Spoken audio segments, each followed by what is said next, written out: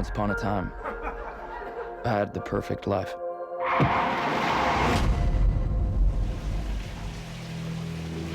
Now I have to write everything down just to make it through the day. How did you get into this guy? You managed to find a way to play him without him being obviously troubled, you know, like without a lot of obvious tics and weird things, and yet you did it very believably. What was the trick that made you find this guy? I think the trick to not being too obvious is having some good writing.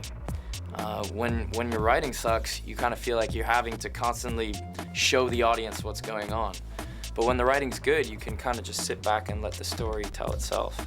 Coming from sitcom where writing kind of rules, was it easy to work with somebody like Scott Frank, who is primarily known as a writer, and this was his first time out as a director? That's a good connection, actually. It's true that on sitcoms, really the writers do create the show.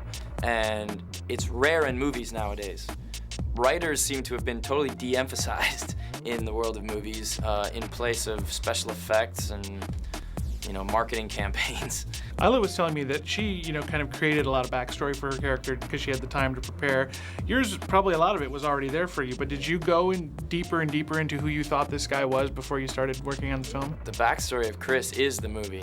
You get to kind of know his whole life, who he used to be, what happened then, his accident, and who he is now.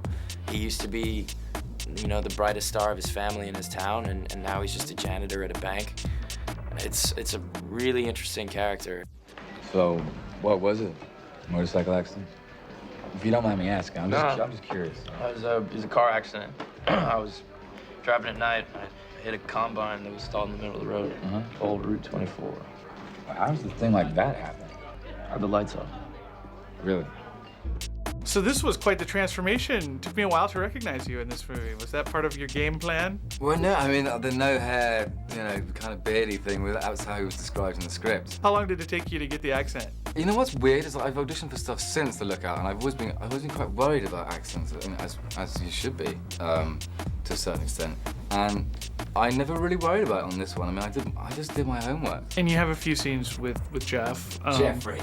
What did you learn from watching this guy, who brought a lot of spark and levity to, you know, an otherwise kind of dark movie? He's very professional, very laid back.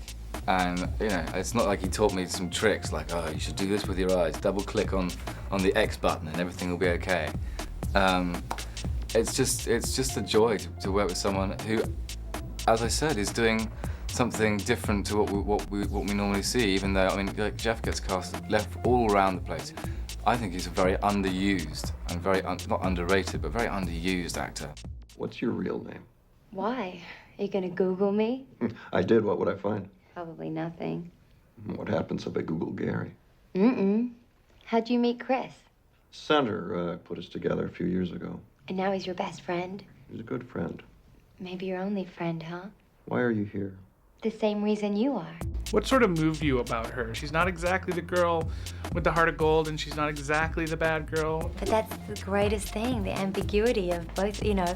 She's not a femme fatale, she's not a vixen, and yet her actions are not good, and that's interesting to me. And she's someone who's extraordinarily, you know, vulnerable and sweet and broken and yet quite cunning. I just thought it was an interesting concoction. When working with somebody like Joseph, who's really emerging and, you know, really hitting his stride as an actor, what was that like for you? Was that, you know, playing sort of a champion athlete in the game? Yeah, definitely. And the greatest thing, you know, I really do attribute, if people like my performance at all, I really do attribute it to working with him because he is so present and such a dangerous actor, and he really takes huge risks, and I just felt constantly inspired and was kind of learning from him every day. I think he's really talented. I have the money, I have the power.